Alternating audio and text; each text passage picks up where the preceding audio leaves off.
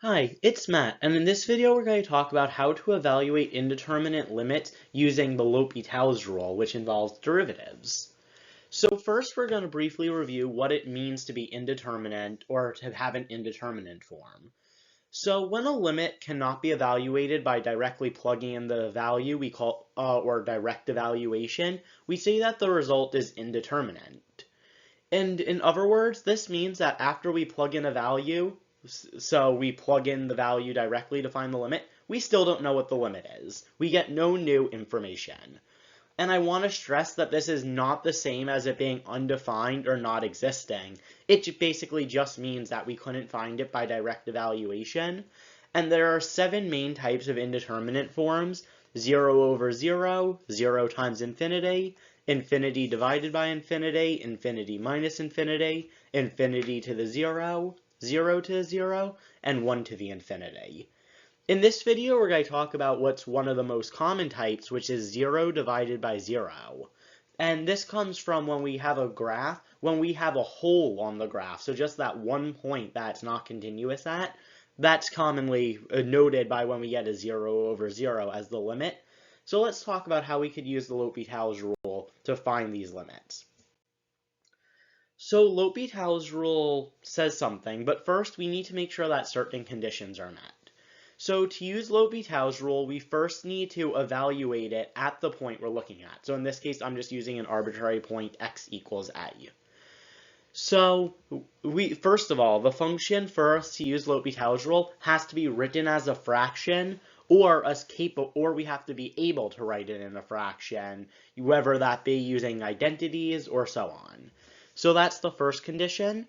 And then the second condition is that plugging in x equals a has to give an indeterminate result. So it has to give one of those 7 forms I showed earlier. Again, in this video, we're going to focus on when it gives 0 over 0. And when both of these conditions are met, then we could say that the limit as x approaches a of f of x over g of x is equal to the limit as x approaches a of the derivative of f of x divided by the derivative of g of x.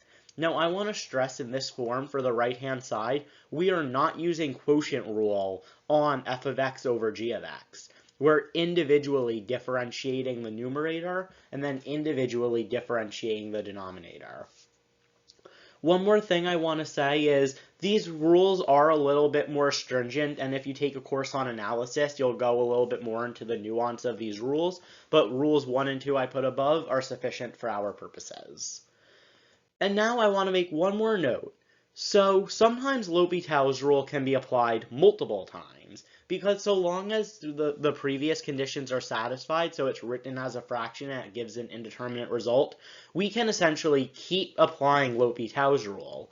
And what that means, if after we start with the limit of f of x over g of x, we get an indeterminate, we then use the equation from the previous side and we take the limit of the quotient of the derivatives, that can still sometimes give an indeterminate result.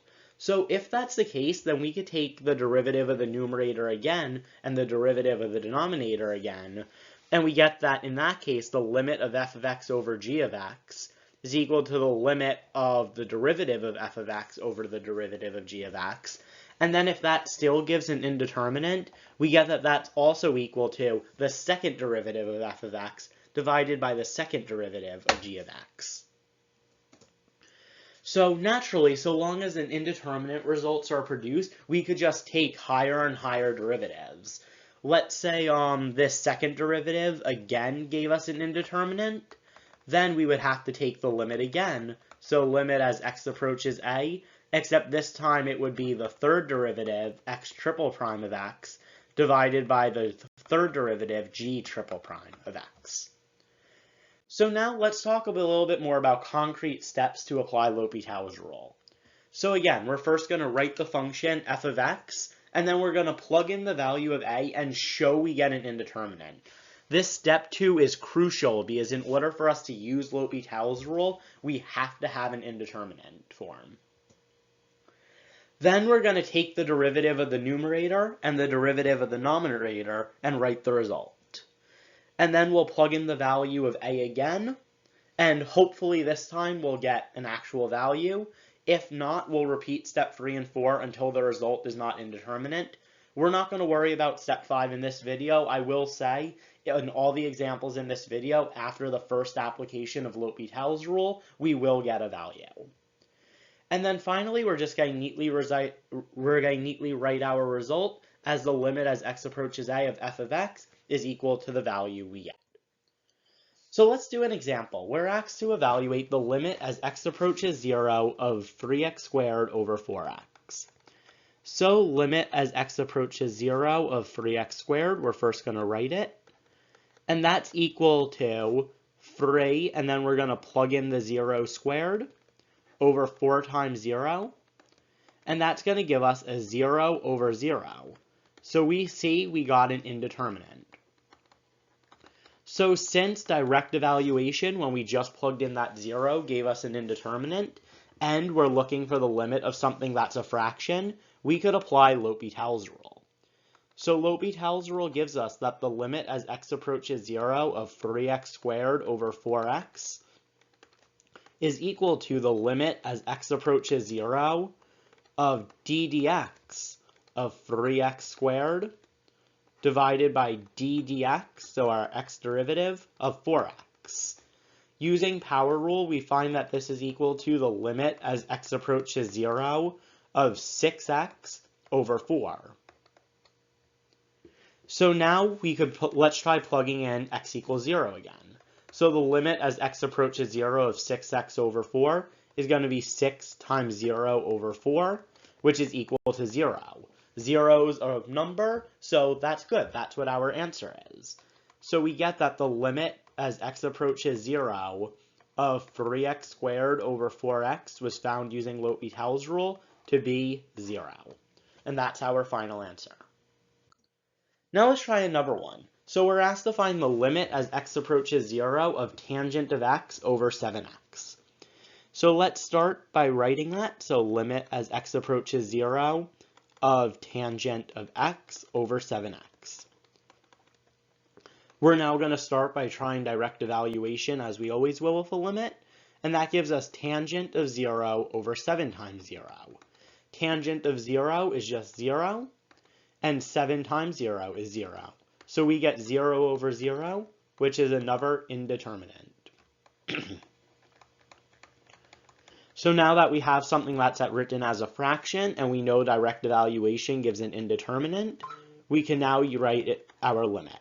So limit as x approaches 0 of tangent of x over 7x, we know by L'Hopital's rule, is going to be the limit as x approaches 0 of d dx of tangent of x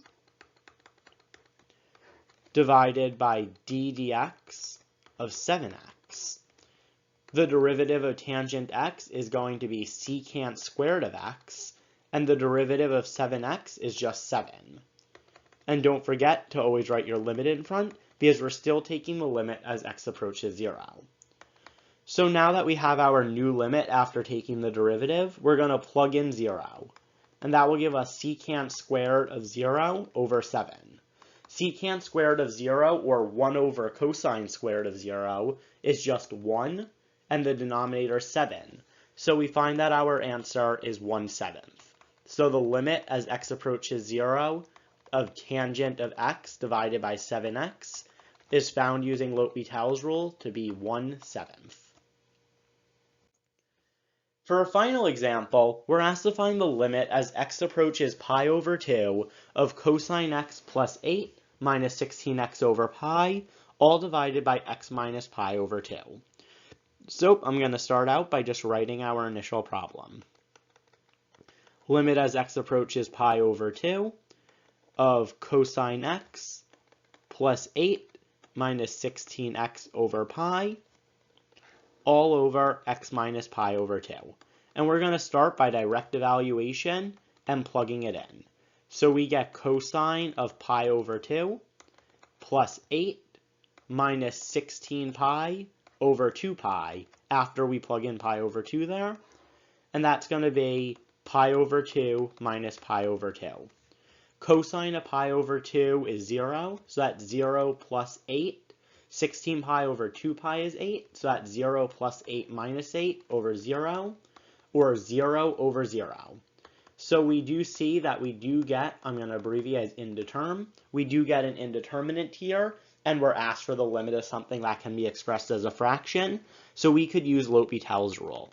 So we get that the limit as x approaches pi over 2, I'm just going to write f of x to represent this entire function up here, is going to be equal to d dx, so the first derivative of cosine of x plus 8 minus 16x over pi, and then that's going to be divided by the derivative of our denominator, x minus pi over 2. Taking the derivative of the numerator is going to be negative sine of x. The derivative of 8 is 0, and then we're going to have minus 16 over pi. Then the derivative of our denominator will be 1. And note, in both cases, we still have the limit in front. So in both cases, it's still limit as x approaches pi over 2. This is going to equal negative sine of pi over 2 minus 16 over pi, all divided by 1. And when we plug that in, negative sine of pi over 2, that's going to be negative 1. And then we have minus 16 over pi, and that's going to be our result. So the limit that x approaches pi over 2 of f of x is going to be equal to negative 1 minus 16 over pi, and that is our final answer. Now that we've done some examples together, here are 4 problems for you to try on your own. The answers to these questions will appear in 5 seconds. Okay, so for the first one you have gotten 16, for the second one you have gotten 1, for the third one you should get negative 2, and for problem 4 you should get 4. If you got these, great. If not, feel free to leave any questions you have in the comments below. Thank you so much for watching. Have a great day.